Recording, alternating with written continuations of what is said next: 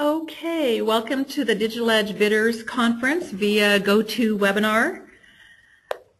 I'm Debbie Shergy, and I'm the Technology Director and the Director of the DigitalEdge Purchasing Program.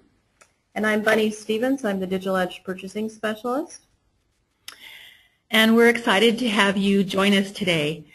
I am looking at the names in the attendees list, and I see that there are two people who have actually logged in twice with the same name.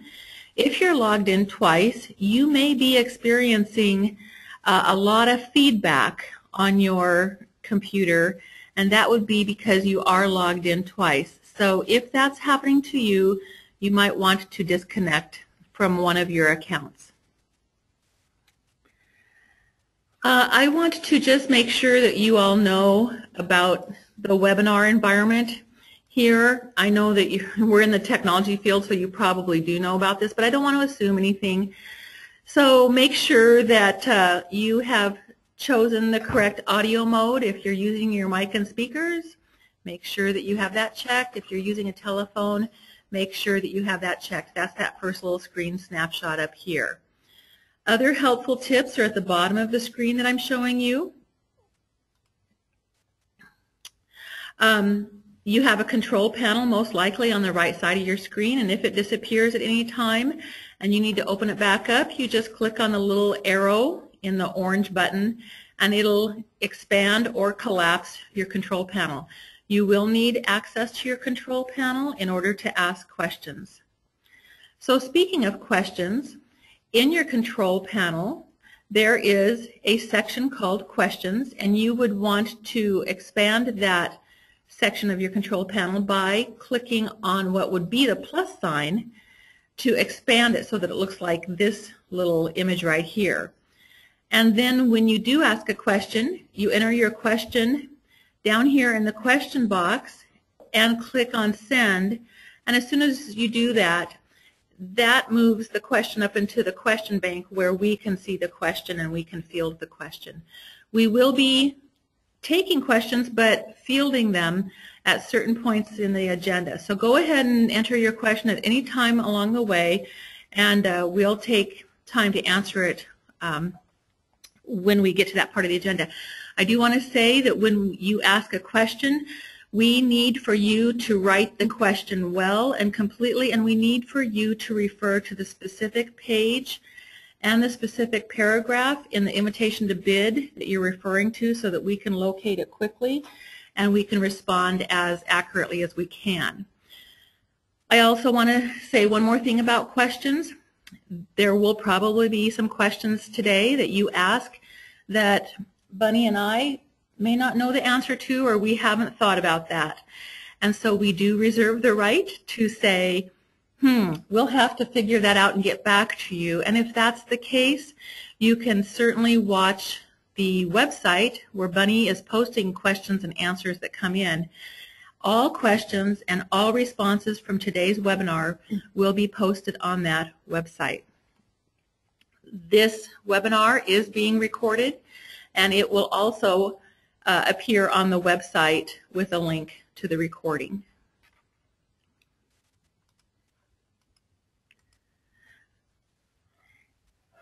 Let's see here. I think that's my part of the introduction. So Bunny, I think I'll turn it over to you. Okay. Welcome again. As you can see on the PowerPoint in front of you, during the Bidders Conference today, we're going to highlight portions of the invitation to bid, which is extremely important for you to review the entire bid prior to submitting your bid, the entire invitation to bid, prior to submitting your bid. The review of the bid forms is also going to take place during the webinar today. Debbie will be covering that later on in the agenda. And this virtual webinar is beneficial to potential bidders by providing an opportunity for you to ask questions and have them answered regarding the content of the invitation to bid. Materials were emailed to you either yesterday or early today. I hope that you brought copies of these materials they're necessary for you to reference during this webinar. As highlighted on the slide, the materials that you will need is the invitation to bid, which I emailed to you, the bid forms, and in the back of the invitation to bid are the appendices A through D, which include the bidder's qualification form, the non-collusion form, the bidder's offer and acceptance form, and the company return policy.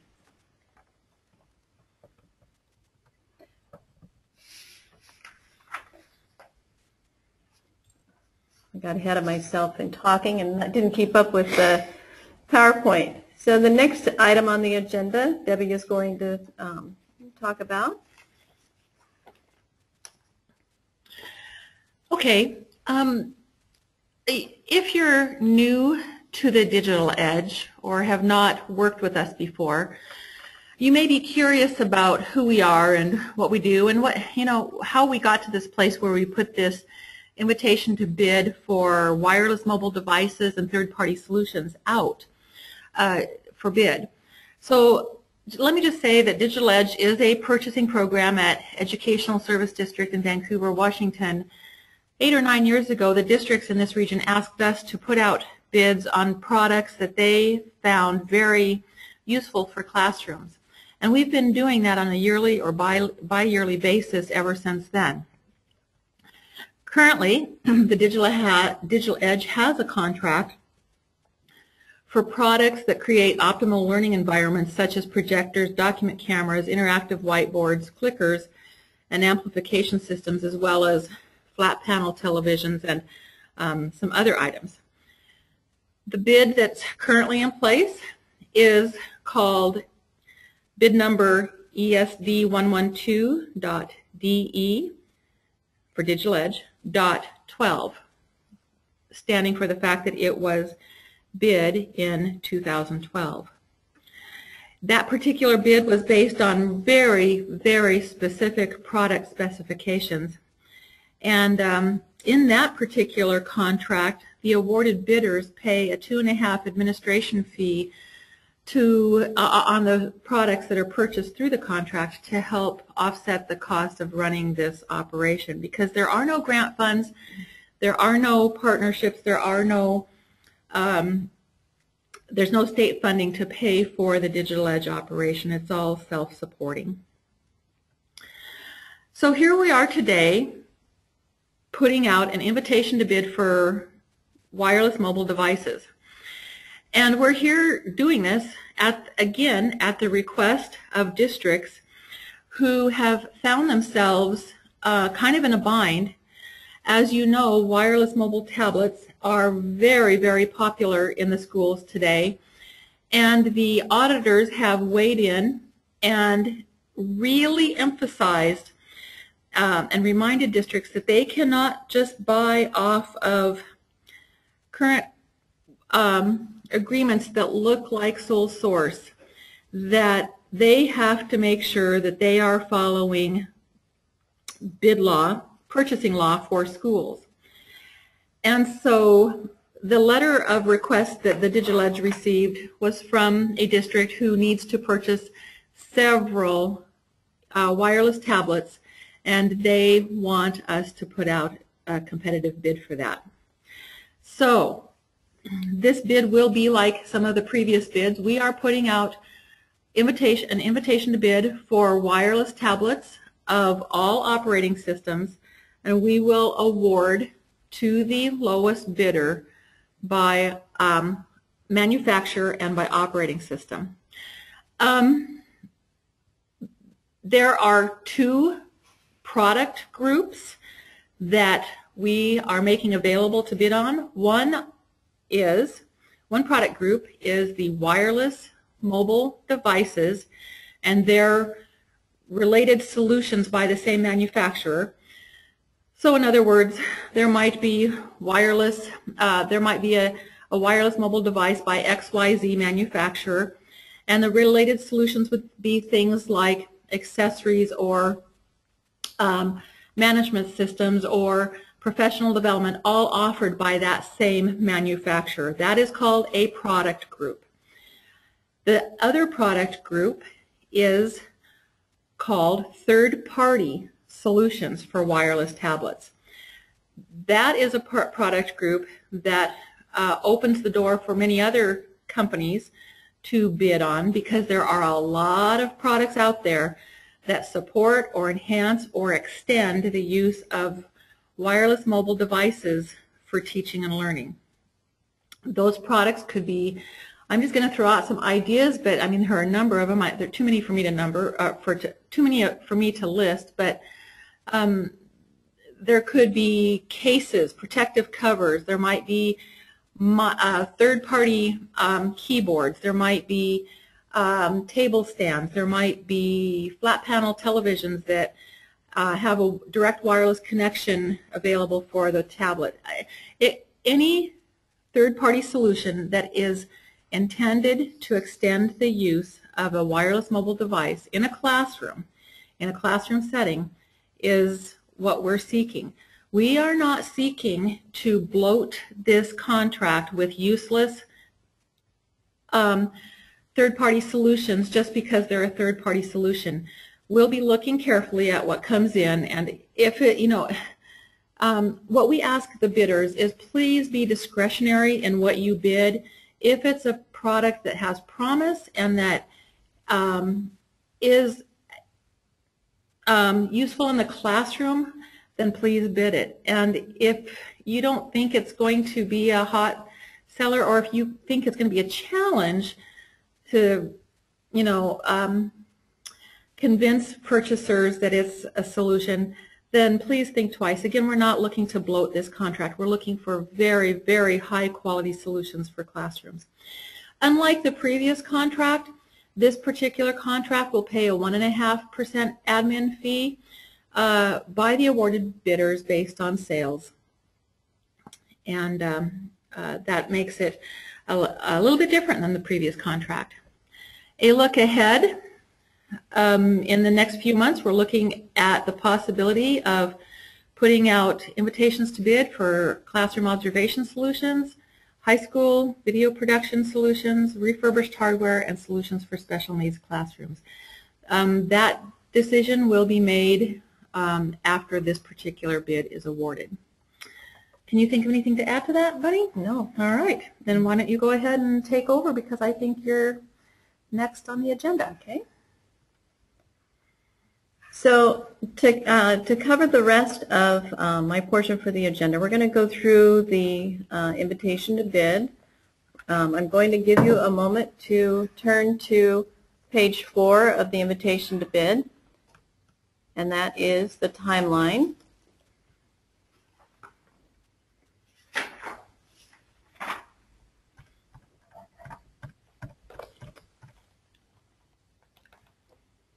And on the timeline here, we're going to start, obviously today, April 10th, we're doing the virtual bidders conference.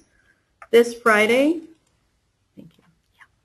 This Friday the 12th is the last day for bidders to submit their requests for general information and questions and answers. So as Debbie mentioned previously, following this webinar, all question and answers that are submitted here will be also posted on the webinar, but that only gives you 2 days rather to submit any additional questions and answers that you may have following the webinar that you haven't submitted as of yet. When you do submit those, within 3 business days, I post them on the website. Again, that time is coming rapidly. Next, April 15th is the last day for, which is Monday, is the last day for us to have addenda or invitation to bid revisions on the web page. This allows you time when you're preparing your bid not to have anything additional be posted for you in the middle of when you're getting your bid prepared. April 29th, Monday, is the day that the bids are due in our office building. And the address is in the invitation to bid, and it's due by 4:30 Pacific time on Monday, April 29th. And you're strongly encouraged to make sure that they are here well in advance. Everything that does arrive in the building is time-stamped as it arrives. And then on the 30th, The following morning at 10 o'clock, we have the public bid opening, and again, that's for the public, so if you care to attend that, you're more than welcome. The bid evaluation period begins that day on April 30th through May 9th. This is our estimated time for bid evaluation. On May 10th, letters of intent to award will be sent out, and they have a protest period of 5 business days from May 10th to May 17th. And then the final letters of award, absent any protests, will be sent on May 20th through May 20th, 2013. This next item here, mandatory meetings, we do have an addendum 1 that revises this. The revised dates are May 21st through May 31st. These mandatory meetings,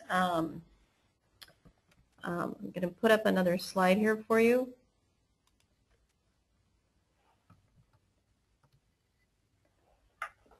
So what we have done here is you look, we have 3 categories for these mandatory awarded bidder meetings, and this is where we cover the information for post-award that you are required as an awarded bidder.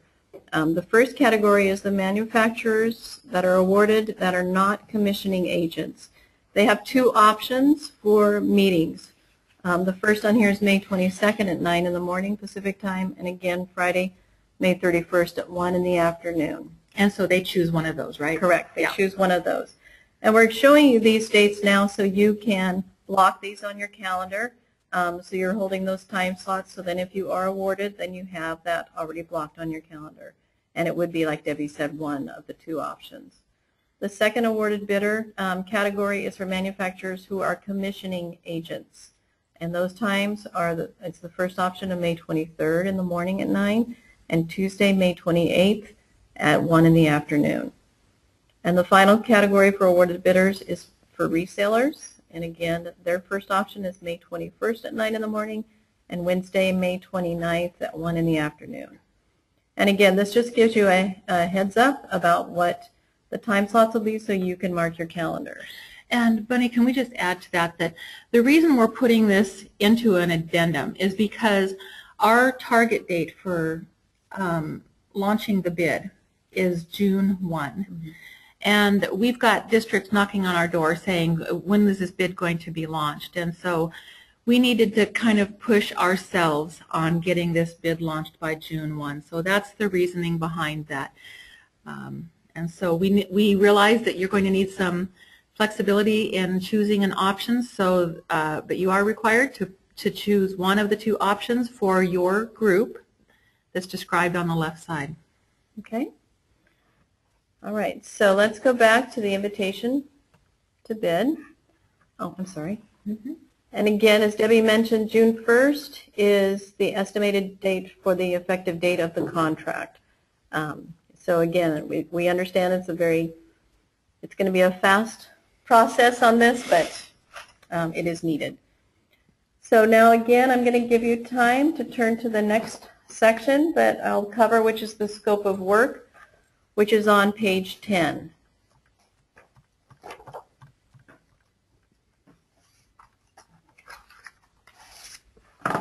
Okay. So this scope of work, the invitation to bid requests the most competitive prices from manufacturers or their authorized resellers or agents on wireless mobile devices of all operating systems and their related solutions. To help the purchasers, bidders are encouraged to be selective about the products they bid. Bidders are advised to consider their purchasers' needs and to select products of a high quality that show promise for their educational uses. As Debbie mentioned previously, we want it to be of high quality and focused for this bid. Going to this section down here for product groups for desired solutions.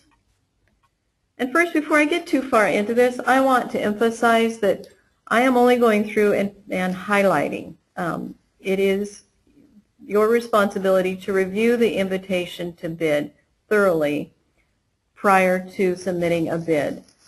So this intent of this webinar is not to cover the invitation to bid for you. It's to point out highlights and information that we feel is important for you to be made aware of. So starting here with the product group for desired solutions, the invitation to bid seeks bids primarily on two groups of products: the manufacturer's line of wireless mobile devices of any and or all operating systems, and all their related solutions. And below that it says the wireless mobile devices shall include tablets, handheld devices, and examples there. And in general, these devices shall provide wireless access to the internet, as well as access to software and apps that support teaching, learning, researching, communicating, and collaborating. Touchability of the devices is desired but not required. And the second product group are these third-party solutions for wireless devices. And as Debbie mentioned before, bidders that don't offer wireless mobile devices but yet offer related or third-party solutions for using wireless mobile devices may participate in this bid. And Debbie, farther on in the agenda, will cover the bid forms and completing the bid forms. Product categories within a product group. The product category shall refer to a set of products from a single manufacturer that meet a unique description or a feature set. Product categories are identified on the worksheet tabs of the bid forms. In section 1.0, the contract period, the initial term of the awarded contracts shall be from June 1st, 2013 to December 31st, 2014, with the option to extend the contracts for an additional 6 months or 1-year terms for up to 4 additional years, which would extend the contract to December 31st, 2018. For the contract extension, 60 days prior to the end of the initial contract term, you will receive an agreement to extend the existing contract from myself, and that will be for each contract that a bidder has been awarded. And you can review here the right to rebid section as well. In section 2.0, and I'm on page 11, the bid contents. DigitalEdge, we're seeking specific information and data from bidders in response to this invitation to bid. The detailed instructions can be found in the instructions for bidding and instructions for submitting bid materials.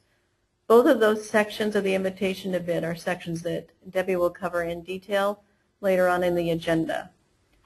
But please note section 2.1, part 1 of the bidder information documents. This outlines the documents that each bidder will provide one and only one set of documents with their bid. And part 2 of the bid offers to adjust pricing on requested products. The bidder shall offer adjusted pricing on the requested products according to the following guidelines. 2.2.1 outlines that the bidders will use the pertinent bid forms to enter a % discount from regular educational pricing that is in effect on April 1st, 2013, or a percentage of markup over cost that is in effect April 1st, 2013, and the resulting bid prices. These discounts or markups will remain constant throughout the life of the contract and its extended periods. In section 2.2.1a, the bidders may submit bids on solutions from more than one manufacturer in a product group. A different set of forms is required for the solutions from each manufacturer. And again, Debbie will cover this when she goes over. Can I just give them an example, Bunny? Yes.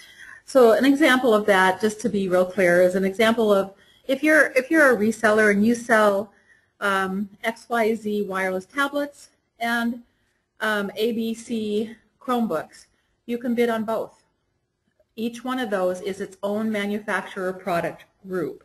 So you would submit a bid for XYZ tablets, and you would submit a separate bid for Chromebooks. And Chromebooks, your Chromebook bid will be compared against other Chromebook bids for the same manufacturer, And your tablets will be compared against other tablet bids from the same manufacturer. So anyway, the intent of 2.2.1a is to give you the flexibility to bid on as many product groups as you are eligible to bid on. Good. Okay. Okay. Thank you. So moving to 2.2.1b, for specific operating systems, the bidders shall bid on all of the manufacturer models available in a category and all related solutions requested on the bid forms. This is key to remember that you are to bid on all of the manufacturer's models and all of their related solutions requested on the bid forms. That is an absolute requirement. If there is a bid that has followed that requirement and one that has not, the one that has not shall be rejected, and the one that did follow the instructions, even though they may have received a less competitive bid score, will be awarded. So be I want to be very clear. These are instructions, and this bidders conference is for your benefit to make sure you know what is required of you as bidders. We want to see you successful. Good. Okay. In section 2.2.1c, bidders shall use the same bid form for all products in as many categories as possible from a single and specific manufacturer.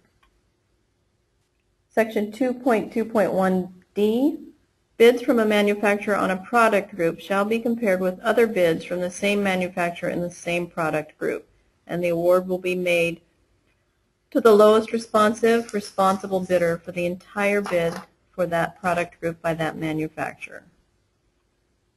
And in 2.2.1e, bids that require exceptions shall be rejected.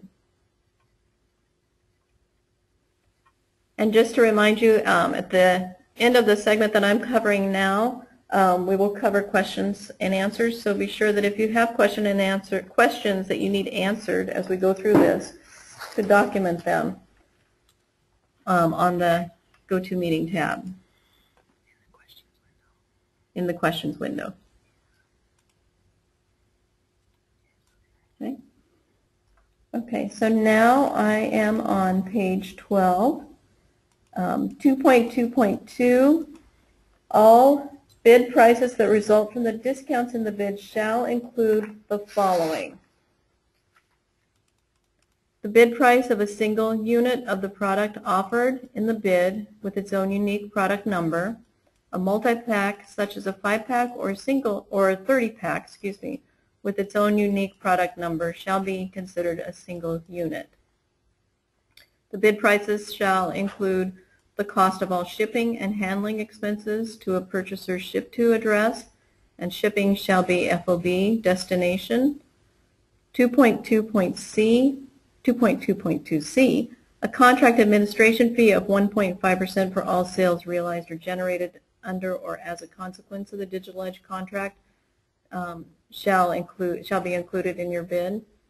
And also included in the bid shall be all overhead costs and other related costs.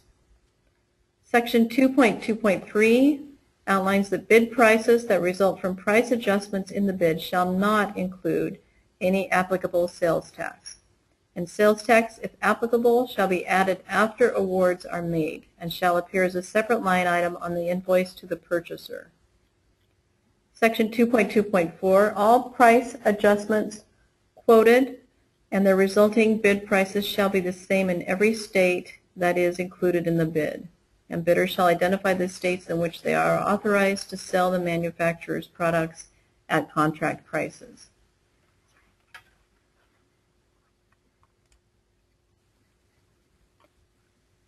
To help 2.2.5, to help the eligible purchasers meet their state's purchasing requirements, all bids shall reflect a more competitive price than regular published educational pricing.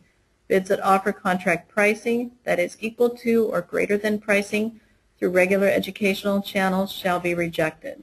And Bunny, I'd like to stop and just explain that one a little bit. That's a new paragraph in our invitation to bid. I've been involved in a lot of conversations with districts and state folks and auditors and our fiscal folks. And there are a couple of bids out there that our auditors don't see as eligible for our schools to purchase off of because there was no financial benefit to the bid. So that is why we're inserting this paragraph in this contract to make sure that we help school districts and colleges, all of the eligible purchasers that we're putting this bid out on behalf of. We want them to make sure that, you know, all the I's are dotted and all the T's are crossed so that they're buying off of a viable contract that the auditor will put their stamp of approval on. So we're doing our best in that regard, and that's the only reason that's in there. Okay.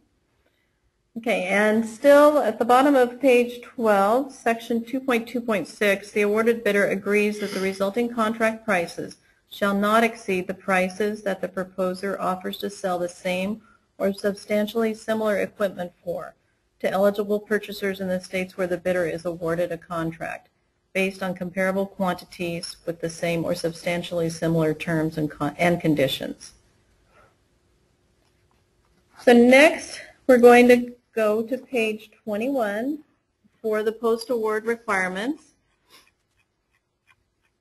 When we go through later on, after the awards have been made, to the mandatory meetings, we will cover these forms that are related to the post-award requirements more in depth. But I want to highlight in here some of the post-award requirements that you will be expected to meet if you are awarded. First off, that in order to be eligible for an award, bidders shall demonstrate in their bidder's qualification form, which is Appendix A, that they can meet the following requirements and provide the following services for this contract. Manufacturers that wish to bid but cannot provide all of these services are required to commission authorized resellers or distributors, each referred to as agents, to carry out the contract requirements. All awarded bidders are to meet within 20 business days from the contract to discuss all of this, which this ties in with the slide that I showed you earlier about the mandatory meetings. That is within our guidelines for the contract of the 20 days. Section 1.0 covers the provision for required post-award materials. 1.1 is for the evidence of the mandatory insurance. The bidder will submit a certificate of insurance and copies of insurance policies. And within that, the coverage limits are outlined here for comprehensive general liability, product liability, and workman's compensation insurance, as well as automotive liability insurance. And please review all of this section here, and again, we will cover this more thoroughly in the mandatory meetings after the awards. One thing to note here, if there's any cancellation or any changes to the insurance, then 45 days, prior to any revision, I need to be notified and it needs to be sent to my attention at ESD. And the final note on insurance is that ESD is to be named as an additional insured. Ordering instructions. Section 1.2 on page 22. This is very important section. The awarded bidders will provide the DigitalEdge purchasing specialist with a complete set of ordering instructions for purchasers to follow. This document will be submitted to myself in a Microsoft Word format 5 days after the award, and the award estimated date is May 20th. These instructions will include all of the information that's outlined in 1.2.2, and it's very important that this paragraph mentioned in 1.2.3 is included in your ordering instructions. And it reads, to protect purchasers during audits, all purchase orders shall reference the DigitalEdge contract number ESD 112-DE-13A. Then section 2.0, the local and personal assistance. I'm not going to go through this, but I expect that you will review this when you're reviewing all of the invitation to bid. Section 3.0, the purchasing process and documentation. Awarded bidders and their agents shall assist purchasers with making purchases through the DigitalEdge contract and are held responsible for knowing and understanding and communicating the information in this section to all eligible purchasers. This section here, undoubtedly when you're awarded, you're going to be asked questions from your purchasers, and this section here outlines a lot of the answers that you will need to provide them with. Section 3.1 is referring your purchasers to governing laws. It is the purchaser's responsibility to make sure that they have an interlocal agreement set up through the DigitalEdge office. So as it reads here, you will refer them to their own governing laws and to obtain their own legal advice to determine what actions can be taken to purchase through the DigitalEdge contract. And we set up the interlocal agreements here. And again, I will cover this more thoroughly in the mandatory meetings, but if they don't have an interlocal agreement, it's a very simple process. They just need to call our office or email. Section 3.2 for procedures. This section here, I am going to take a little bit of time to cover because it has to do for placing the orders and auditing purposes. The purchasers will contact the awarded bidder or their agents for purchasing information on the awarded DigitalEdge products. The purchasers shall purchase awarded products on the DigitalEdge contract in accordance with the following requirements and term agreements. 3.2.1, the purchasers will work with the contact person published on the DigitalEdge marketing materials to get necessary information. And at the time when the contract is live on June 1st, our webpage, it will list the awarded bidder's contact information so the purchasers can access it to get the information that they need to contact you for the product they're interested in. Section 3.2.2, the awarded bidder shall provide all purchasers with a price quote for the desired item at or below the DigitalEdge contract price. Section 3.2.3, the awarded bidders shall provide the eligible purchasers with the complete and accurate instructions regarding how to initiate the transaction in a manner that protects the purchasers from audit findings. As listed in 3.2.3a, the bidders shall require the eligible purchasers to include the contract number on all paperwork associated with the DigitalEdge purchasing transaction. In 3.2.3b, if the purchase order arrives that is for a DigitalEdge purchasing transaction and it does not bear the instructions named in paragraph above to have it referenced for the contract number, the awarded bidder shall contact the purchaser and advise them to resubmit the purchase order so that it does contain the contract number ESD 112-DE-13A. And all of these are for the purpose of protecting the purchasers.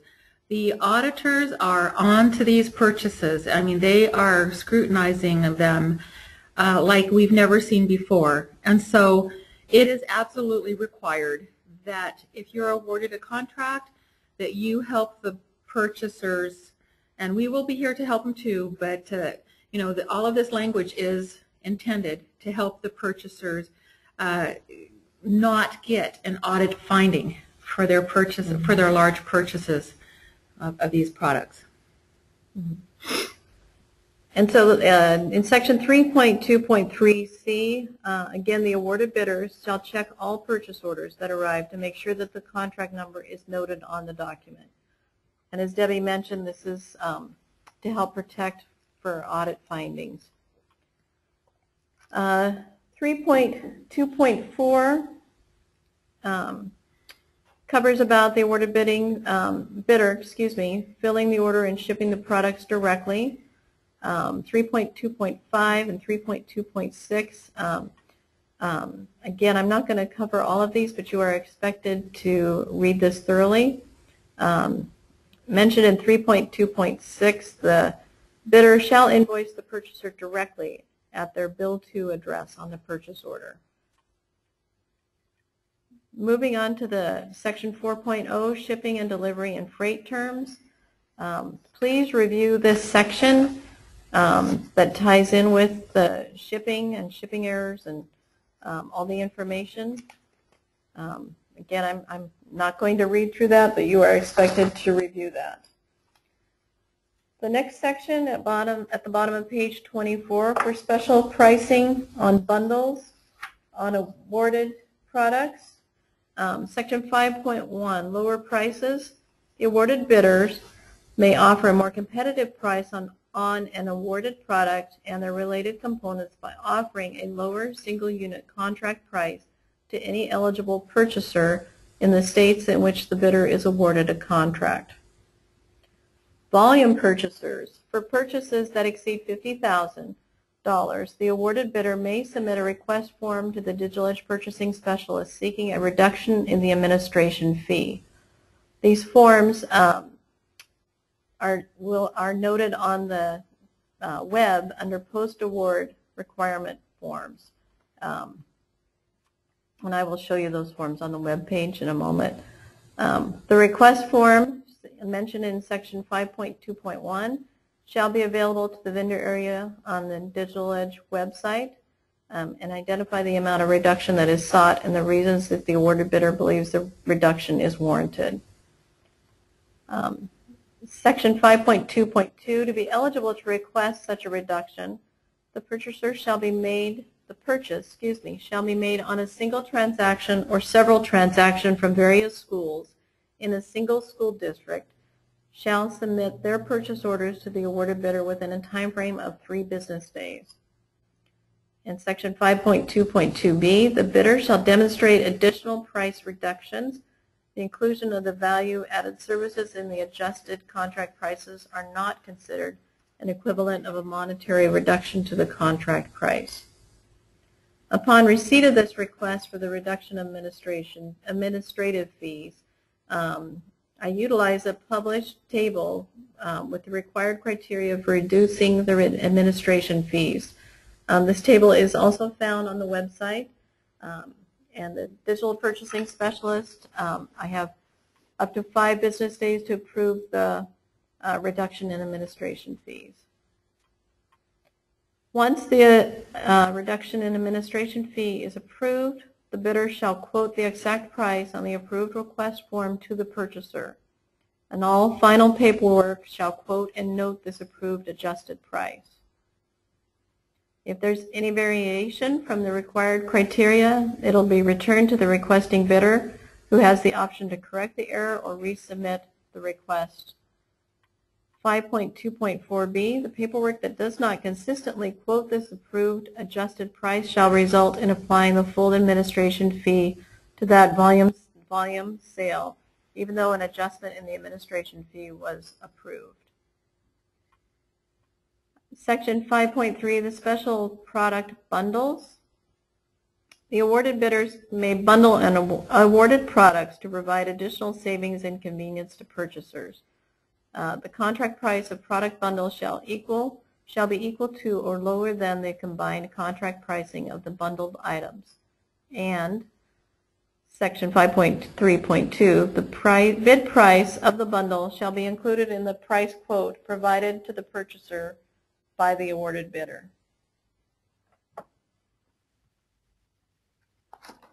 I'm starting on page 26. For specials and promotions, awarded bidders can request specials and promotions on awarded products advertised on the DigitalEdge Power Deals website. There's examples on our website now of power deals that have been submitted by awarded bidders of the current contract. So to get an idea of what the power deal would look like, feel free to go to the website to look at that. It is recommended that these power deals be submitted at least every other month. The marketing requirements that are outlined in section 6.0, the DigitalEdge promotes awarded bidders' products on the contract in accordance with the description in the background section of this document. However, awarded bidders shall agree that the DigitalEdge of ESD 112 does not guarantee any sales to eligible purchasers. Awarded bidders shall aggressively market their DigitalEdge products to generate sales. By submitting a bid, the bidder is agreeing to participate fully in all marketing activities in this section. And again, this section of the post awards, we will go through this section again when we do the post award mandatory meetings. So be sure to review this and the forms that tie in with the sections. The website for contact information. This notes in the top paragraph here that the website will be operational within 30 business days of the final award. And once you are awarded, you will be asked to provide us with information, so then we have your URL and the information that's asked for in this section, so we can get the website for the contract up and live, so then the purchasers can purchase from it close to the June 1st award date. Section 6.2 covers email blasts. 6.3 covers the marketing brochures, flyers, and catalogs. And again, these will all be covered completely when we go through the post-award requirements. Section 7.0 for the DigitalEdge price documents. The DigitalEdge price documents are documents that during the bid are considered the bid documents, and then once they're awarded, they become the price documents. And these are to be submitted on a monthly basis to myself to verify the status of the awarded products. If there are no changes on these products, then you simply have to supply to me. If there's no changes within a month, and in any given month, then you just need to provide me an email that said there were no changes.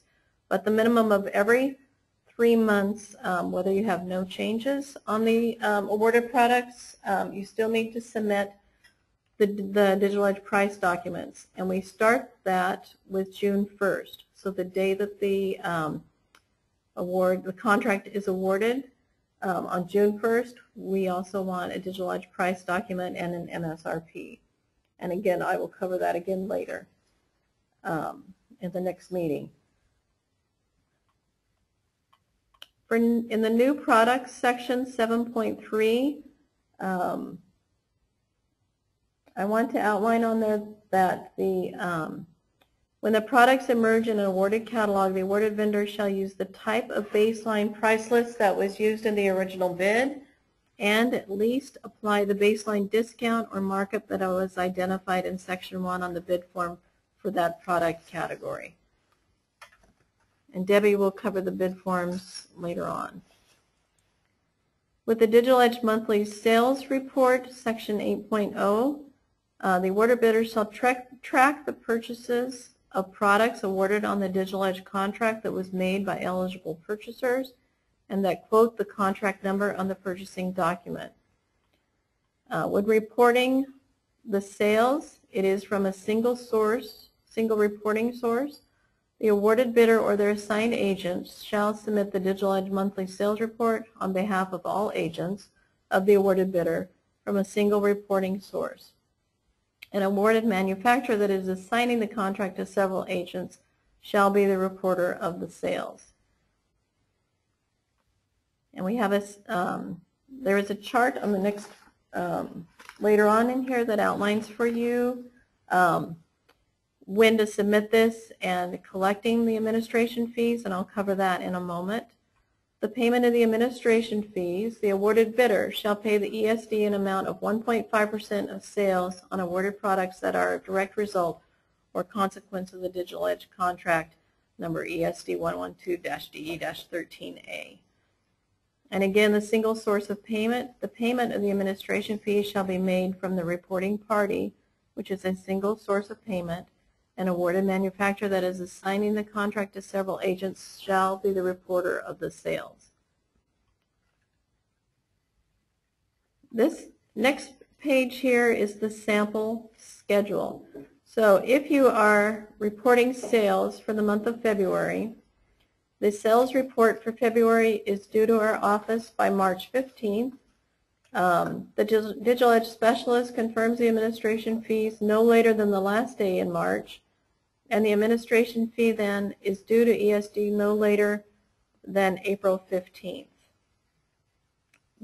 the next month. So the request for documents section here, if the awarded bidder, section 10.1, request for information, the awarded bidder shall cooperate with ESD 112, the DigitalEdge office, and reasonable requests made for information and documentation or correspondence relating to the DigitalEdge contract. And that is the end of the post-award section. Again, there's a lot of information there to be covered, and I only hit on a few highlights, even though it seemed like it was a lot of highlights. But there's a lot in there. There's a lot in there. But again, it is your responsibility to go through and review this prior to submitting a bid. I want to point out that to please review pages 45 to 48 of the invitation to bid for the appendices A through D. At the end of the bid, they are all listed there, and these documents are very important and need to be submitted with your bid. So again, the bidder's qualification form is Appendix A, and the non-collusion form is Appendix B.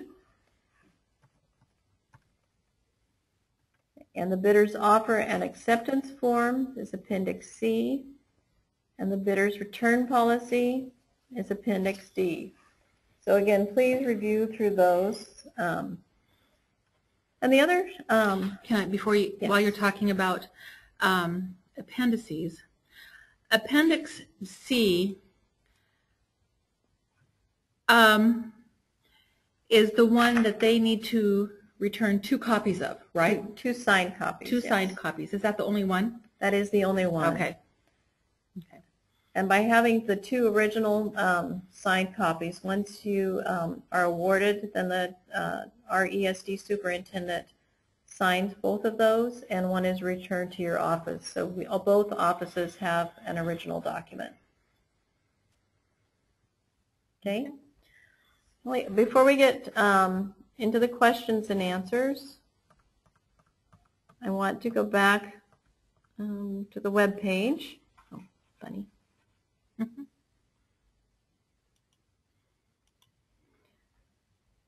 And Debbie and I thought that it would be important. We're sure you have probably accessed this before, but we wanted to show you. This is the landing page for our DigitalEdge website. And this section is where you will click to get to the invitation to bid page, where it has the documents that I just covered, this invitation to bid. These are the bid forms that Debbie will cover. The addenda, we will have it up there. Okay, yes, I have a confession to make. You'll see an Addendum 1 link that Bunny is showing you on your screen. I tried to get the addenda connected to that, the addendum, number 1, but Bunny, if you'll go ahead and click on that, you'll notice that it is a broken link. So you have my commitment that I will work on that immediately after this after this webinar. I don't know what happened, but we'll figure it out. So. And then the next section down below shows the post-award forms that we will talk about in depth in the mandatory meeting. And this here is your link for the question and answers.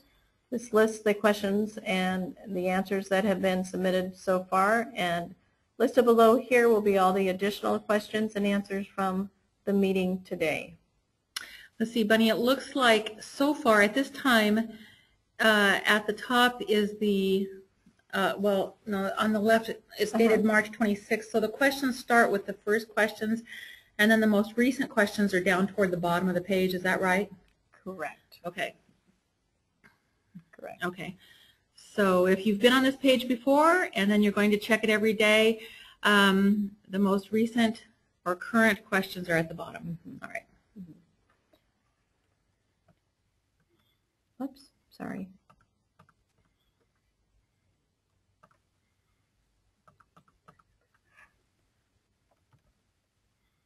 Okay, so now we are going to go into the question and answer section. And I need a moment to check the questions window, and we will start fielding questions.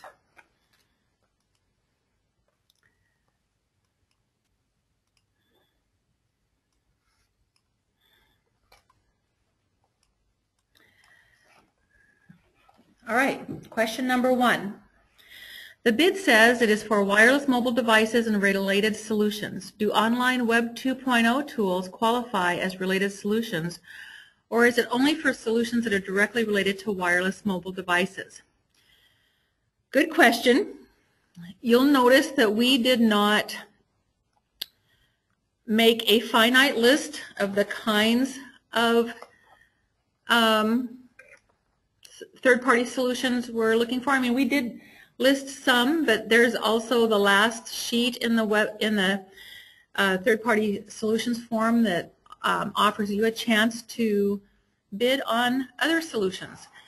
If you have a solution that extends or enhances a wireless mobile device for teaching, learning, research, collaboration, or communication, and you can make that argument, then if this is a good bid for you to bid on, go ahead and bid. We're leaving that up to you. Okay? Is there a cutoff time of day for the questions? And I'm kind of thinking that this asker is asking, let's see, the deadline for questions is this Friday, is that right? This Friday. It'll be 5 o'clock p.m., is that right? Pacific time, Yes. Right, so let me put that in a very declarative statement. The cutoff time for the questions will be, that you can ask of the DigitalEdge specialist, will be this Friday, April 12th at 5 o'clock p.m. Pacific time. We will not take any questions after that time.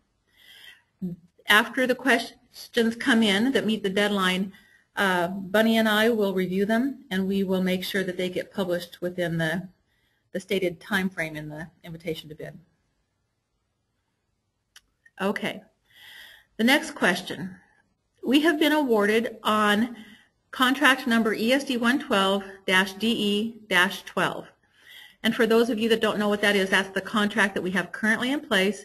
I briefly described it at the beginning of this webinar. It's the contract that includes equipment to create optimal learning environments.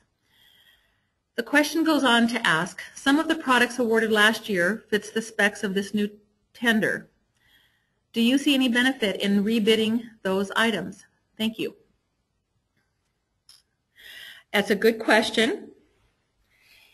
And I am going to refrain from doing too much thinking for you, the bidders, on that one. I will make some statements and then I'll let you draw your own conclusions.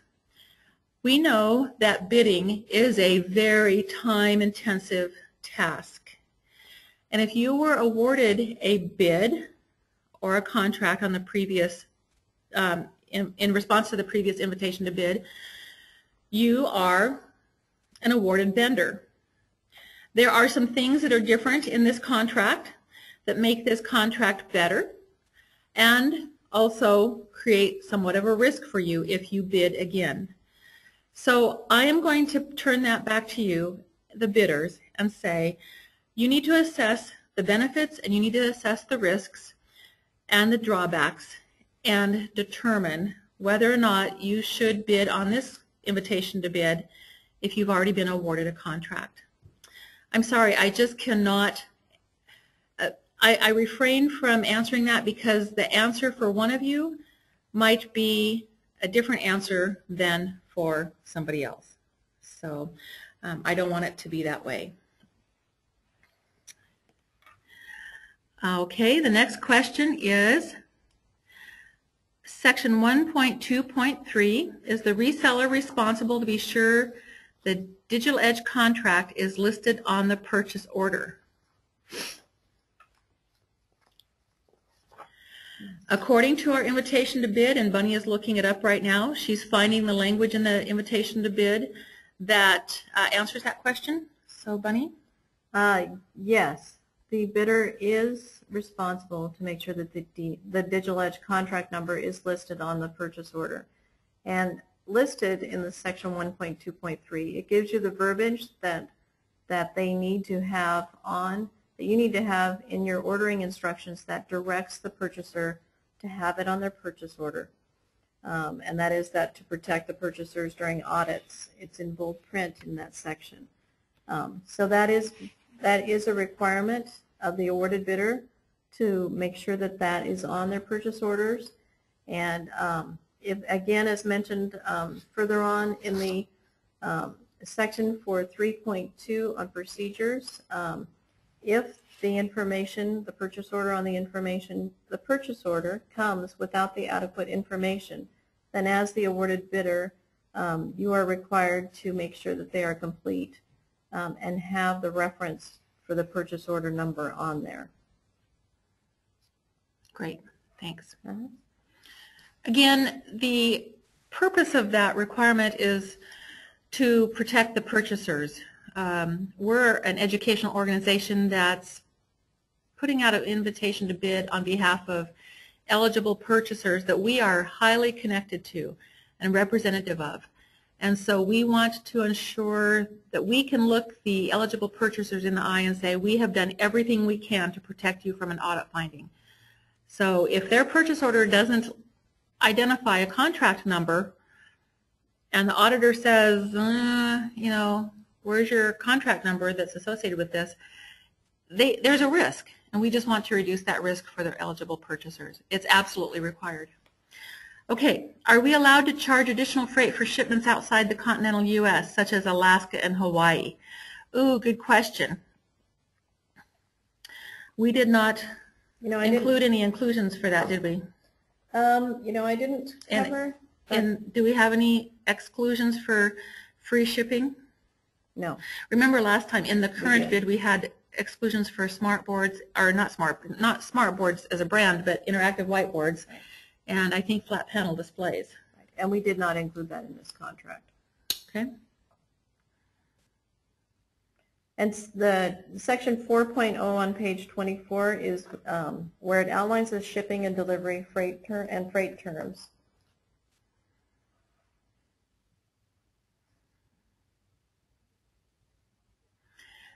That's the last question listed in the question window at this time. Oh, here comes another one. Shipping charges to Alaska and Hawaii are considerably higher than those in the States. That may be true. In that case, you may not want to bid in Alaska and Hawaii. We're not going to change that part of this particular invitation to bid.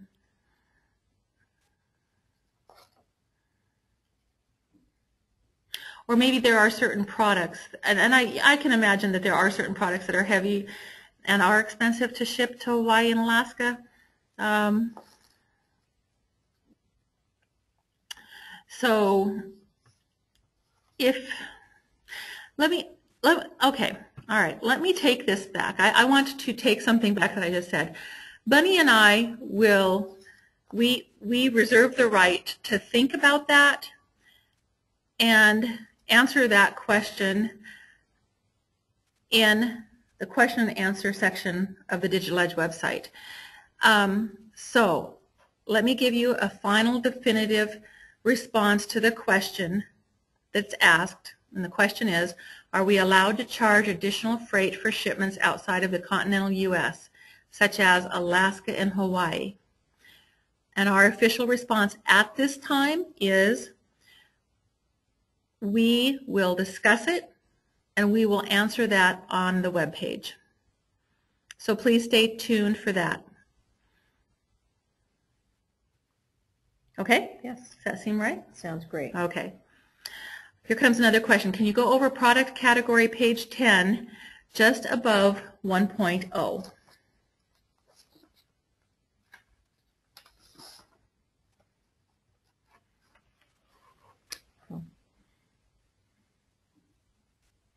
Oh, yeah. I wonder if that will become more clear to the ask her of that question when we get into the bid forms. I think I will. Like Debbie mentioned, when we get into the bid forms and go through the tabs on the bid forms, this will outline for you the product categories that are within the product groups.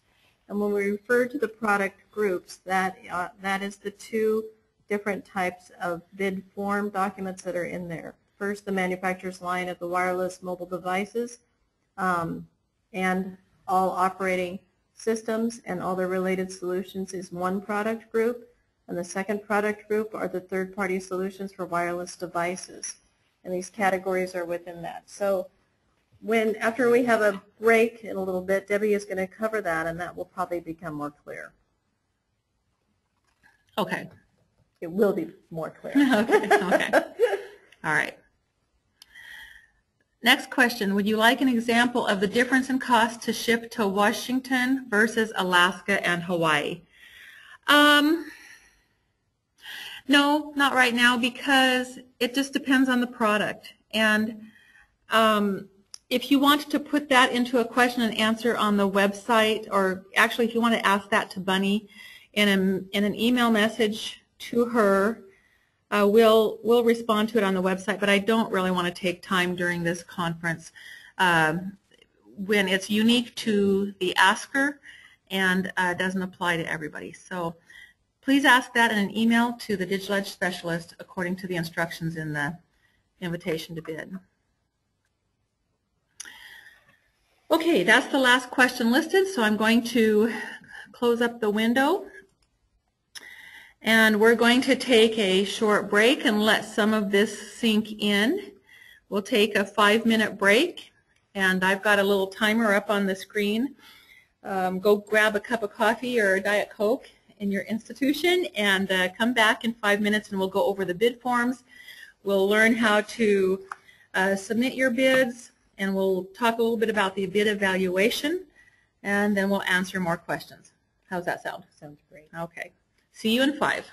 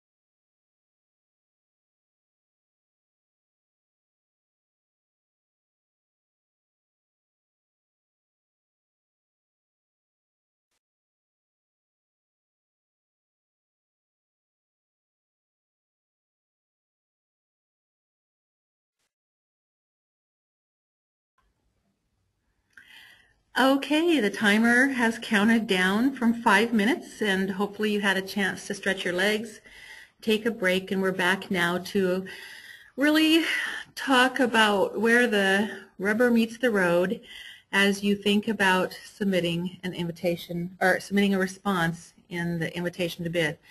This leg of the webinar is all about looking at the details of how to bid and how to submit your bids, and then how the bids will be evaluated. And I know this is heavy on your minds. So if you look at the screen, you'll want to make sure that you turn to pages 13 through about 17 of the invitation to bid. And you might want to have printouts of the bid forms or bid forms on maybe another device so that you can look at the bid forms as I'm demonstrating them.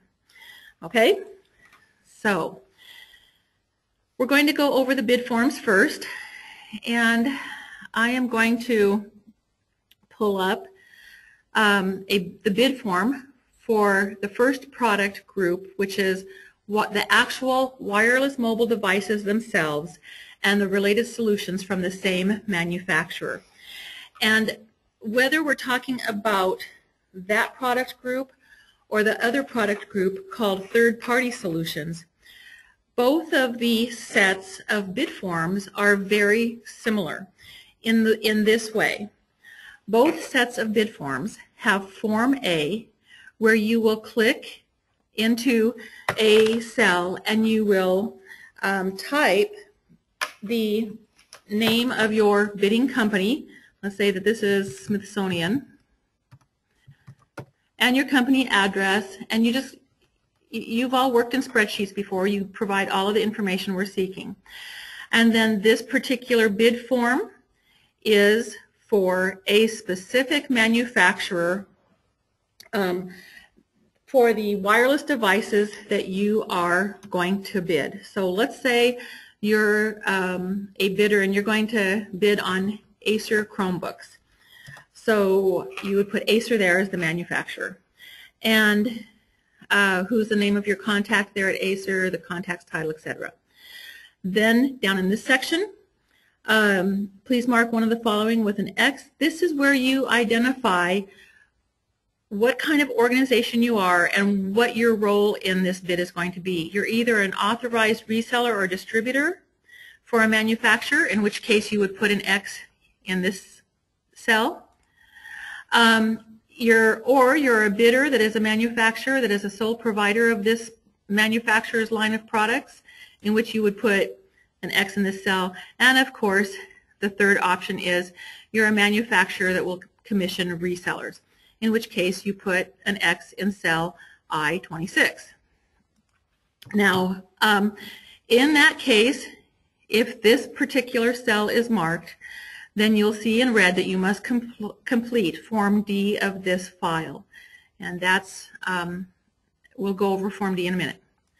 Then, for this particular manufacturer's product group, and in this case this is Acer Wireless Devices and Acer's related solutions, in this section you put an X in all of the states that you're bidding in on Acer Wireless Devices.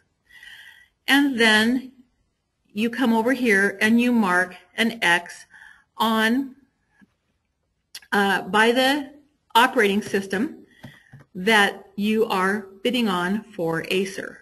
And in this case, it's Acer Chromebooks. In this column, or I'm sorry, in this section here, you mark your bidding method. Are you bidding by providing a markup over cost, or a discount from educational pricing, or a discount from MSRP? We recognize that not everyone bids the same way. So when we get into the bid forms, I'll show you how to use the bid forms to show your percentage of markup over cost or discount. And then right here is the section that tabulates your bid score. And because your bid for Acer Chromebooks will be compared against other bids for Acer Chromebooks, such as in the example I'm providing. This is the bid score right here that we will use to compare the two bids. And the bidder with the lowest bid score will be the awarded bidder, given that all material requirements of this invitation to bid have been met. Okay? So where does this bid score come from? It comes from the actual bidding forms where you enter your markups or your discounts and your final bid price for the various products. But I don't want to go there quite yet. I want to go back. This was bid form A, and it's labeled bid form A down here, and it's labeled bid form A at the top in the black stripe. Bid form B is something that Bunny needs right from the get-go. She needs to know who your key contacts are for the overall performance of the contract. She needs your name, the email address, the phone number, and the cell phone for this person, for the marketing specialist, for the sales, the person who will provide the sales report. And we need this right out of the gate. That would seem like something we'd collect afterwards, but we need it now because we're looking at a very aggressive launch date, June 1, and we can't wait till after the awards are made. So we do need that. Form C, we need to know who your sales force folks are in the different regions or the different states. So if you're a manufacturer, please list the company name and all of the states and the contact people for those states or regions. We need every phone number, every fax number, and every email address. We need complete information and accurate information. And then Form D is for those bidders who are manufacturers that are commissioning agents. And in that case, we need to know who's going to take care of the scope of work tasks and the post-award requirements that are listed in the invitation to bid. Will it be the bidder who, for instance, who will meet with the DigitalEdge team to review the post-award requirements? Maybe the bidder will, so you put an X there. Who will provide the certificate of insurance? The bidder. But, I mean, I'm not telling you what the answers are. I'm just showing you, please identify who will provide those requirements and put an X in the correct column, either in column C or column D. All right. So the first four forms, forms A, B, C, and D, are not about pricing. They're about just providing us information about you as the bidder. Then the next tab at the bottom is where we get into the bidding. And I'm a former first grade teacher. We start at the top on the left. I taught kids how to read for many years, and so I'm pretty linear this way. But anyway, go ahead and put in your company up here at the top, and the manufacturer that you are bidding, and the operating system is actually it's Chrome, Android, but we'll just put Chromebooks for now. Okay, so then you come down here and you put your product number 01, and it's the product name is the, I don't even know the basic Acer Chromebook. Obviously there's a name and a product number, but I don't know what it is. Let's say that the baseline amount for that particular Chromebook is $500, and the percent of adjustment. Oh, boy, did I skip over some very important information. Bunny's sitting here saying, Debbie, back up, and I appreciate that. So let me just kind of back up about halfway. After you fill in this top part, then you need to kind of look at this whole spreadsheet, because this spreadsheet has two parts, two bidding parts. This part right here that you see on your screen is for providing a uniform percent of price adjustment to everything that's in this section. So let's say that across the board, or for most of your products, you might want to put or provide a 15% discount off of your baseline amount. And your baseline amount is either coming from your regular educational price list or your MSRP or some standard price list that you're going to use not only now but throughout the life of the contract. So let's say that you're going to bid a 15% discount. Since a discount is a reduction over some other cost, then you're going to use a negative number. And if you can see, I'm going to move my mouse so you can see that I just inserted a minus sign and then 15. And it automatically puts the percent sign in there for you. And as soon as I press return, you'll notice that in the percent of price adjustment, that has been applied to this column here. Since I put $500 here in cell C8 for the basic Acer Chromebook, it applied a 15% discount from the baseline amount, and the final bid price is $425. The data in column D and E in this section is not revisable because those cells are locked. Now, here's where we have to hold you accountable for letting us know that your product, let's see, it says normal education price if different from column C. If it's the same as the price in column C, type the same. All right. We want to know what you would normally sell that product through the educational channel to eligible purchasers. So if it's the same as column C, such as if you normally sell it for $500 because that's the educational price, then go ahead and put same. Okay. If it's not the same, then you would put whatever it is that you normally sell it to the eligible purchasers. And then in column G, can you provide evidence that this product's bid price, which is right here in column E, is lower than normal educational pricing? And if you cannot answer yes there, then please don't bother to bid because we'll reject your bid. Because the bid requirements do say that you have to provide bid prices that are more competitive than normal educational bid prices to the eligible purchasers. Okay. Okay. Now that's how the first part works. If you're bidding markup over cost, then you don't need to enter that minus sign. Let's say that your cost is $300 and you're going to bid 15% over that. Okay.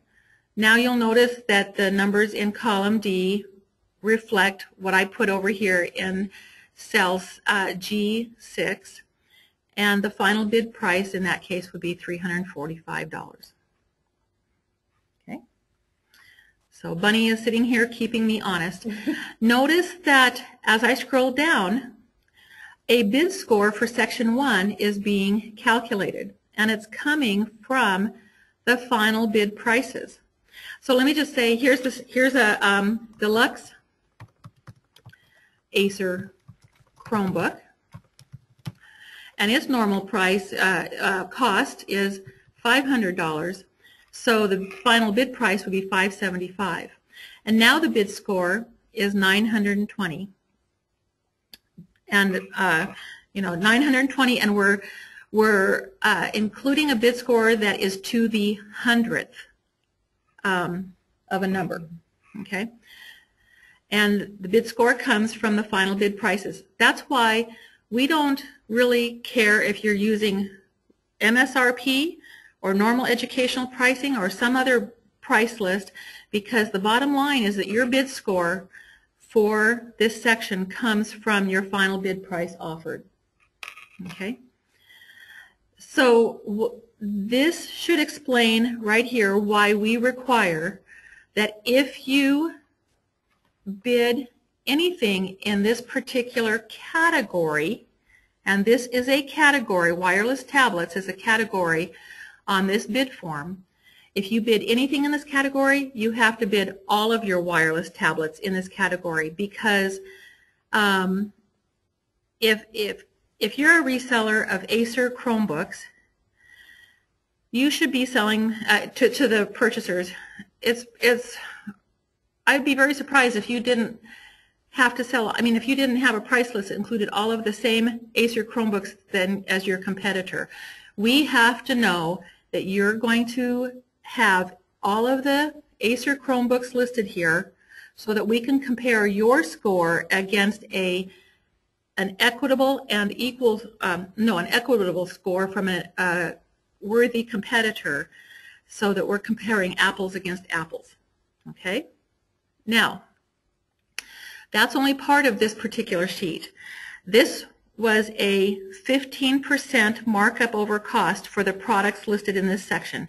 But if you scroll on down this sheet, you might want to really push some products in the Acer Chromebook wireless tablet line. So maybe there's a, I don't know, XYZ product number, and this, maybe it's the standard Acer Chromebook with whatever its unique product name and number is. And the baseline for applying the price adjustment, normally, let's see, since you bid markup over cost up here, you have to do the same thing. So let's say for that one, it's the normal cost for your company is $400, and you're going to get real competitive, and you're going to only, your percent of markup is, I don't know, 7%. I don't know what that, I don't know how it works in your world, but it produces a final bid price of $428, and the bid score for Section 2 on this particular form is 428 so far. But when I add more products in this section, this particular number will go up. Your goal as bidders is to produce a total category score as low as you can. That includes bids on all products in this category. And then notice that this particular total category score is contributing to the final bid score on Form A. Okay? So your overall goal is to bid as low as you can in each of these categories in a way that produces the lowest possible bid score here for Acer Chromebooks or whatever you're bidding on, whatever manufacturer product group you're bidding on. Okay? All right. So we'll see that another Chromebook is a standard Acer Chromebook.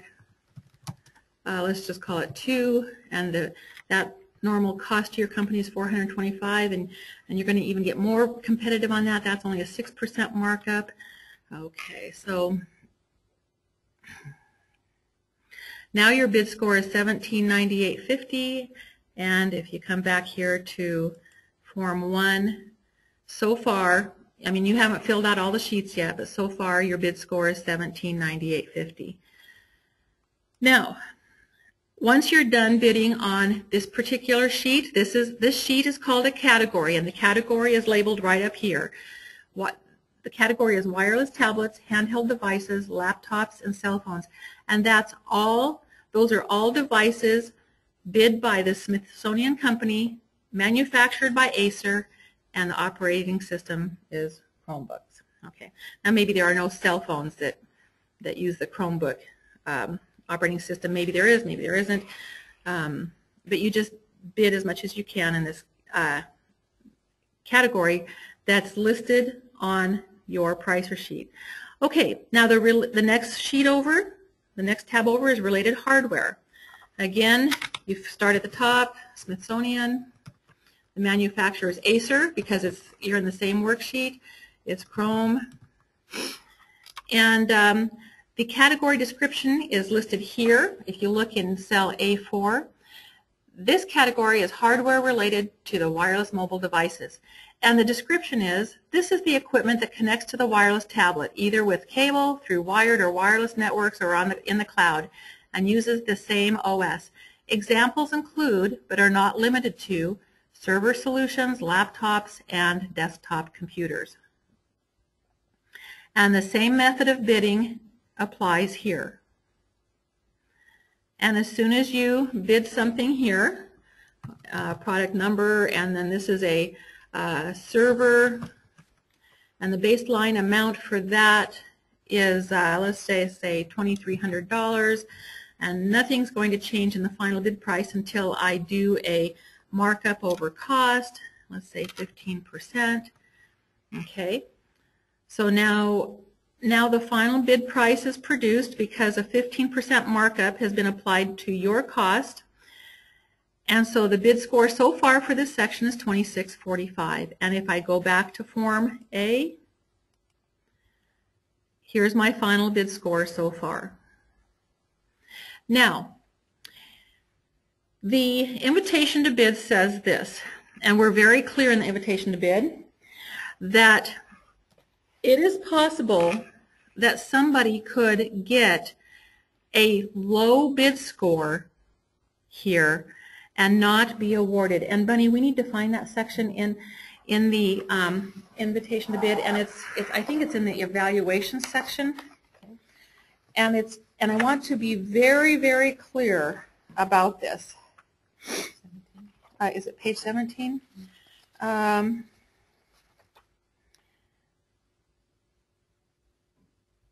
It's on page 18. If you'll please all turn to page 18 of your invitation to bid, section 2.2.1.A. We are very clear in this particular invitation to bid that we desire to offer eligible purchasers as many options as possible. Therefore, a bid that includes offers in more categories than a competing bid for a manufacturer's product group shall be awarded the contract, even if it has a higher score than a competing bid. So I want to be really clear about that.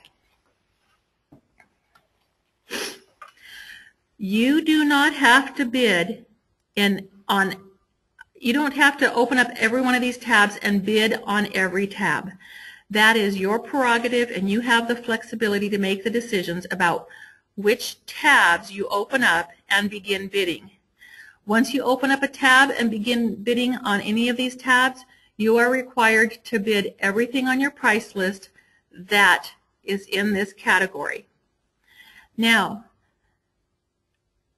if you don't bid, let's see, right here in this particular product group, there are 1, 2, 3, 4, 5, 6, 7, 8, 9, 10, 11, and 12. There are 12 categories in the product group called wireless mobile devices. If you bid in 9 categories and your competitor bids in 10 categories, they most likely will have a higher bid score than you, but they will be awarded because they offered more of a selection to the purchasers. So I want to be fair. I want to be clear to everybody. I want you to all have this information so there are no surprises to everybody. We absolutely want you to bid with the assurance that everyone has the same information, but just be assured that we're very clear in the invitation to bid, that we're looking for the lowest bid score unless somebody else has bid in a greater number of categories. Okay? Okay. I want to talk a little bit about the accuracy of your bids. It is absolutely essential that we get this bid ready and out the door by June 1.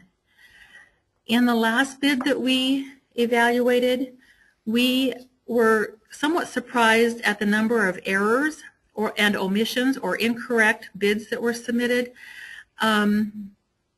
And we need to let everyone know in advance right now that we highly, highly recommend that after you bid on this bid, you have somebody other than yourself look at your bids and make sure that everything is correct and complete. If there's anything that we think will deter us from awarding on June 1, other than a protest, you run the risk of being rejected, because our goal is to award this on June 1. So please be diligent about accuracy, about providing us all the information we need. If the invitation to bid says give us each and every single specification sheet for each and every single product that you bid, we will be looking for that. And if we see that we're going to have to come after too many things and too many things are omitted, then we have to make a hard decision, and we don't want to do that. So please, please, please do that. Be diligent. That really is the essence of the particular bid forms, where you will bid percents of markups or percents of discounts that will result in final bid prices and then produce your final bid scores. And at this time, I'm going to just check real quick to see if there are any questions that have come in about that, and if not, then we can go on to the how to pack your bid up and send it our way. Do we need bid form B prior to opening? Do you also need bid form C prior to opening? Want to answer that, Bunny? Those are all part of the bid form documents, and yes, all of that needs to be completed at the time when you submit your bid. Okay, another question. Are we locked into a single percentage rate for all products on this sheet? And I may not have done a really good job of showing you that, so let me again demonstrate that you have two sections of each category worksheet. The top section allows you to apply a single price adjustment to everything that you list in this section at the top of your sheet, starting on row 8 and ending on row 32. And by the way, you can add more rows if you need to. Down below, if you want to select specific products and make them more competitive than what you listed up here, they can't be less competitive, but they have to be more competitive. And I'll know that they're more competitive by comparing this percentage of price adjustment up here to this percentage of price adjustment. Your more competitively bid products are down here on the lower portion of your worksheet. And the instructions are right here. Make sure you read the instructions. I mean, it says right here, the products you enter in section 2, which is this section down here at the bottom of the sheet, must be bid with a more competitive price adjustment than the products in section 1. But the percentages of price adjustments in this section may vary. So notice I entered as 7% for this product, but 6% for this product. So we tried to build that flexibility in for you. All right. I hope I answered that well enough for you. Let's see here. What are your plans to score in a situation where a heavily demanded device such as a Chromebook requires a system manager tool, but the winning bid is unable to provide that resource, but a losing bid can?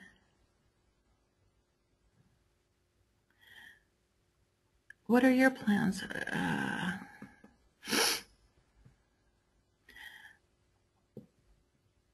The winning bid is unable to provide that resource, but a losing bid can. Remember, we're looking for the greatest flexibility for the purchasers. So a bidder that can bid more options for something like a Chromebook or any device, will be the winner. Everybody who, so let me say it differently, everybody who bids on a Chromebook or any wireless device by a manufacturer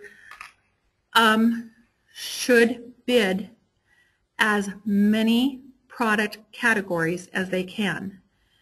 Okay? Are you required to? No. But, you know, the goal is to achieve the lowest bid score unless somebody outbids you by bidding in more categories. Yeah. Form C, Salesforce. If we are manufacturer bidding, do we need to fill it out?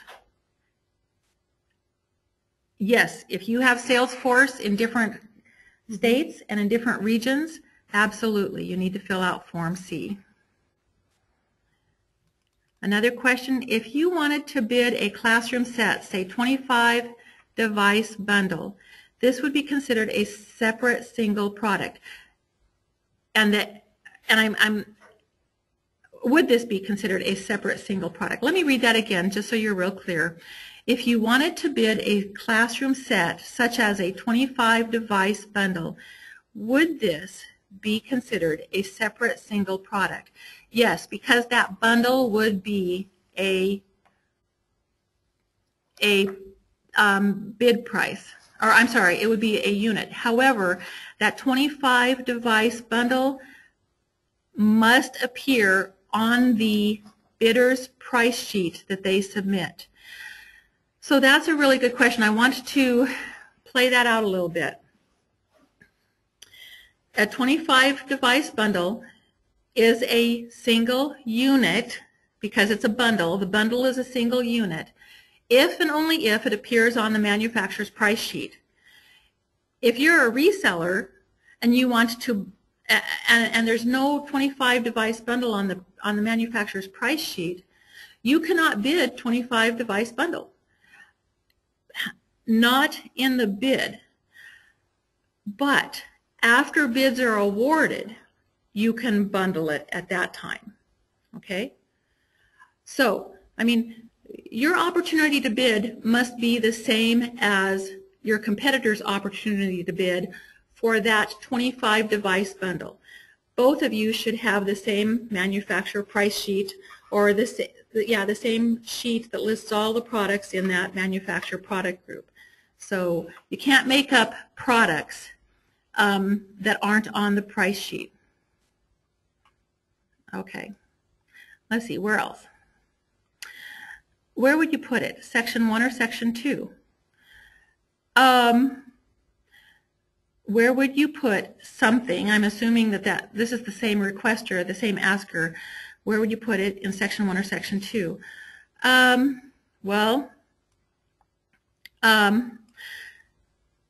Section 1 and Section 2 of the bid forms is not about where something has to go. It's where you choose to put products. If you want to apply a single price adjustment to many or all of your products, then list them in Section 1, which starts on row 6, and give them one uniform price adjustment. If you want to vary the price adjustments product by product, put them down in Section 2. Okay? But remember, anything that you enter in Section 2 must have a more competitive price adjustment than what you offered in Section 1. If that doesn't happen, your bid will be rejected. If these are not more competitive down here than they are up here, your bid will be rejected because the directions are very clear. The products you enter in this section must be bid with a more competitive price adjustment. Okay? Okay. Next question, education prices don't include shipping and your bid requires it. It's going to be difficult, if not impossible, to stay below the education prices. and include shipping. Can we sell over education price while we include shipping? The auditors should understand this scenario. Good question. Oh.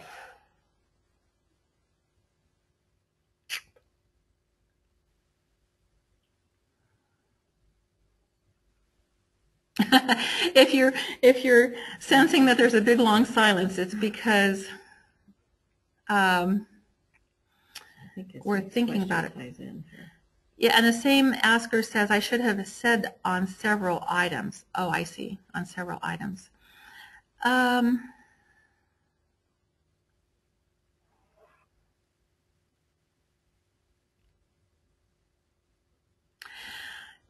You know, I think I'm going to say that Bunny and I are going to have to do some research on that. That's such a good question. We need to understand it better, so we're going to take some time to research it. Don't you think that's the right question? Yes, I definitely do. Mm-hmm. Thanks for asking that. Okay, another question? I lost my place here in the... Where did that go?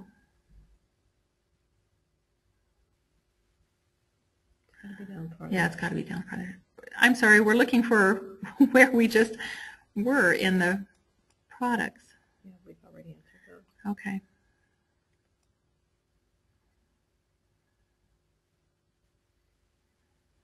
Hang in there, we're still looking. Okay, here we come.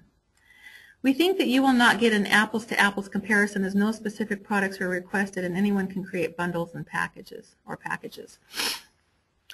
So let me read that again. We think that you will not get an apples-to-apples comparison as no specific products are requested and anyone can create bundles or packages. So I don't know what the question is, but all I'm going to say is this, that you cannot bid anything that's not on your price list.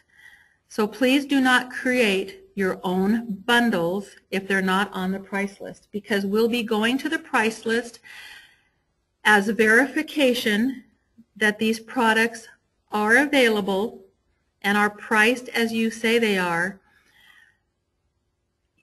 and this is for the purpose of the bid. Now, after the bids are awarded, the awarded bidders can then bundle things for the convenience of the purchaser. So I don't know how else to answer that question, or even what the question is. Another question comes in, can a list price be used instead of the educational price? As I said before, we don't care what price list you use, as long, because what's going to be used for the bid score is your final bid pricing. And your final bid pricing on each product will be derived by applying a % markup or discount. So all of you bid differently, but what we're going to be doing is looking at the sum of all of your products that are bid and looking at your final bid score. I would just like to interject one thing, if I may. Sure. Going back to the questions that we've had in regards to the bundling, if you refer to page 12, section 2.2.2, that refers to bid price for bundles, the bid price of a single unit of the product offered in the bid with its own unique product number. Mm-hmm. And a multi-pack, such as a 5-pack or a 25-pack with its own unique product number, is considered a single unit. So as Debbie stated, it has to be with a product number that's listed on the price list, the MSRP or the educational price list that you have. Good, great. That's always helpful when we can find it in the invitation to bid. Thanks, Bunny. Mm-hmm.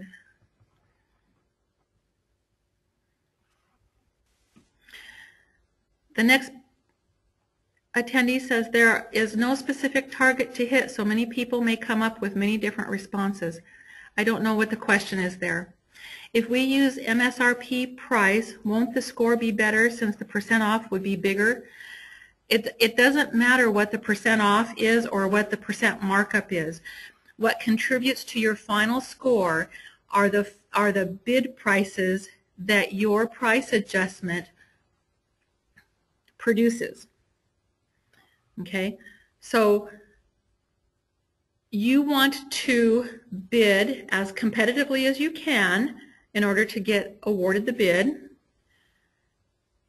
And some companies use MSRP and some use educational pricing and some use markup over cost. And I mean, there are 100 ways to slice and dice a bid. The bottom line, what are your bid prices? Based on the baseline pricing that you used. And remember, whatever your baseline pricing that you use is in the bid will be the baseline pricing that you use throughout the life of the bid. So if it's MSRP at the time you bid and you're awarded the bid, then you will have to use the MSRP throughout the life of the contract. So I hope that makes sense to you, because we're not looking for a better percent off or a lower markup over cost. We're looking at your final bid prices. That's what matters to the purchasers. So, and that's the last question that's come in so far. So I'm going to put the questions window away and go back to the PowerPoint slideshow. And let's see. So we looked at the bid forms and talked about general information about the bid forms. And now I'd like to talk a little bit about how to submit your bids. And you can find this on pages 14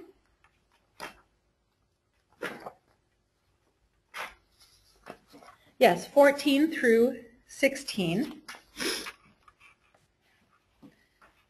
Thank you, Bunny. Okay, and in order to help you, I think I'm a really visual person. I hope this is helpful to you. Some bidders bid more things, bid on more product groups and more categories than others. The more you bid, the bigger box you're going to have, believe me. So we suggest that you consider a container that will hold all of your bid materials. And sometimes a bidder will bid or send in a storage box full of stuff, and sometimes just a little FedEx box. It doesn't matter as long as it includes everything that we need. On page 14, the instructions for submitting your bid start by describing what goes in Part 1 of your bid. And Part 1 is a 3-ring binder. And the 3-ring binder must include everything listed on page 14 of the invitation to bid. It must have tabbed dividers that are labeled like the dividers that are described on page 14. And then behind each divider goes a specific document. And they're very well described on page 14. Everything that you submit in your binder and every bid that you submit and every product sheet and every letter of support from the manufacturer, everything you submit must be on a CD. And so we'll talk about the CD in a minute. So the 3-ring binder includes everything you see listed on page 14. Then, and by the way, the things that go into the 3-ring binder are not your bid forms, not forms A through D, and not the bid forms that produce a final bid price. Those forms in the Excel spreadsheets that I just showed you go into sealed envelopes. And as you can see on my screen, you should submit one sealed envelope per manufacturer product group. So if you're going to submit a bid on Samsung Chromebooks and all of Samsung's related solutions for those Chromebooks, that would be one set of Excel bid forms that would go into one envelope, and you label the envelope in the way that is described on page 15 of your invitation to bid. Okay? So in a single envelope, you would have Form A, Form B, Form C, Form D, and all of the forms with the bid prices from a single manufacturer product group. In that same envelope, you would also have the manufacturer price sheets, because those are pertinent to the bid prices that you bid on for the Chromebooks. You would also include the product specification sheets that you see on page 16 for those Chromebooks and all related solutions. In that same envelope, you would also include the manufacturer letter of support for your bid on those Samsung Chromebooks. Okay, so I mean, we try to be really clear and make it very easy for you to know what goes into your binder and into each of your sealed envelopes. And then part 3 of your bid is a CD or DVD that contains all of the required materials listed on pages 14 through 16. Okay? And please read that section very completely. When you have all of this together, please put them in the box, seal the box, and label it according to the instructions at the front of the invitation to bid. Or it might even be, okay? It's on page 3 where it's the actual invitation to bid is written. And right in the middle of that page, on page 3, it tells you how to seal it, how to address it, and how to mark it. And this is very legal. It's very documented. We are audited on this kind of stuff. We are asked to be able to provide proof that certain bids came in by the deadline. We are scrutinized, so we have to require all of this. Okay, so that's how to submit your bids. And again, we'll just see if there are any questions. We're kind of getting down to the bottom of the, actually we're past the 2-hour time frame, so we're kind of coming down the home stretch here. So there are a few more questions. The question is tab 5. So can you go to tab 5? Can tab 5, so what's the item in tab 5? Can it be PDF, or does it have to be Microsoft Word? The company return. We want it in Microsoft Word because we then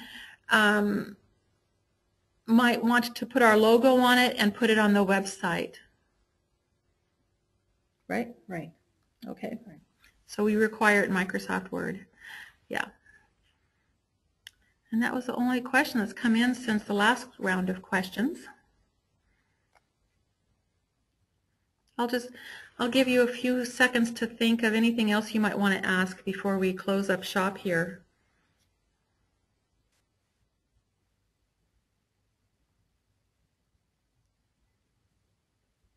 Please remember that Friday is the last day for any questions that you have. So if you leave this broadcast and you think of questions, please don't hesitate to email them to myself at the DigitalEdge.specialist email address. Which if you don't have it, it's located on the web page. Anyway, be sure to submit them before 5 o'clock on Friday.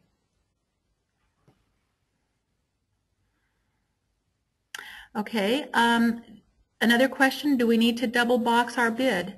I don't know. Let's see here. I don't know if there would be a need to double box something, unless you're thinking of for security purposes or just to make sure it doesn't fall apart in the transit. We don't have a need for you to double box your bid. We have a very clear requirement that your box must be sealed. So please tape it up so that we can provide evidence that it is sealed and that we won't be opening it until the bid opening that is a public bid opening. Let's see, the next one. Thank you both. All is very clear. Oh, good. Great. Great. Will you have a copy of the PowerPoint slides available? Sure, we can make those available. Not a problem. To keep the bid sealed in case of accidental opening. Oh, okay. There will be no accidental opening. Bunny is a bear cat with with anybody at the front desk and with anybody who receives FedEx.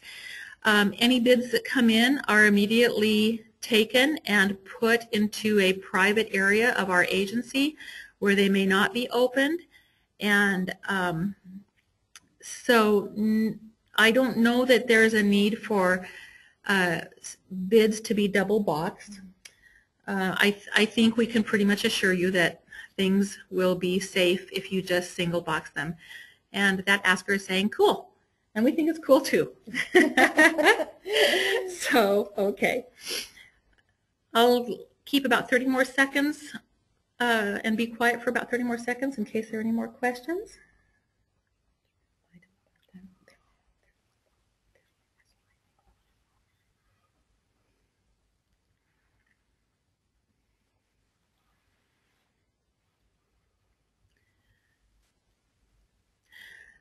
Okay, no more questions have come up, so I'm going to close the question window. That will be the last question we field for today. If you have further questions, make sure you address them to Bunny at digitaledge.specialist@esd112.org. And I'm going to just turn this back over to Bunny to close up shop. Okay. Well, first off, I wanted to thank you for bearing with me as I read through the invitation to bid. It is, I know it's very dry, and I apologize for that, but it's all very important information. And again, it was just the highlights that I tried to highlight on.